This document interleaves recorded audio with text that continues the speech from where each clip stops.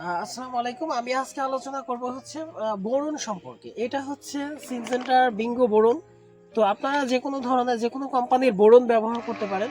তো আমাদের সাধারণত বোরনের অভাবে কিন্তু আমাদের বেশ কিছু ঝামেলা হতে পারে গাছে। তো আপনারা যদি বোরন না দেন সেক্ষেত্রে আমাদের অনেকগুলা গাছে বেশ কিছু ফুল ফলের ক্ষেত্রে বেশ কিছু সমস্যা হবে। যেমন বোরন ও ম্যাগনেসিয়ামের মতো ক্লোরোফিল বৃদ্ধিতে একটা সহায়ক উপাদান এবং আপনাদের অনেক সময় ফলের চামড়া দেখবেন যে ফেটে যায়।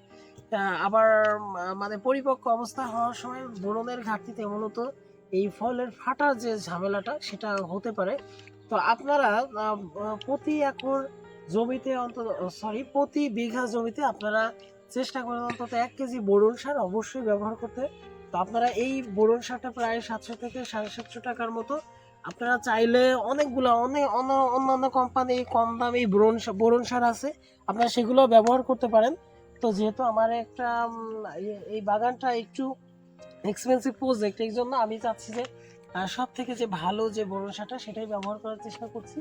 তো আপনারা আপনাদের মতো আপনার সামর্থ্য অনুযায়ী আপনারা বোরন সার ব্যবহার করবেন।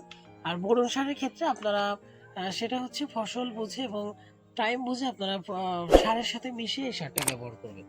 তো আজকে এই পর্যন্তই। আপনাদের অন্য কোনো ভিডিওতে বা অন্য কোনো বিষয় নিয়ে আলোচনা করবো। সবাই ভালো থাকবেন।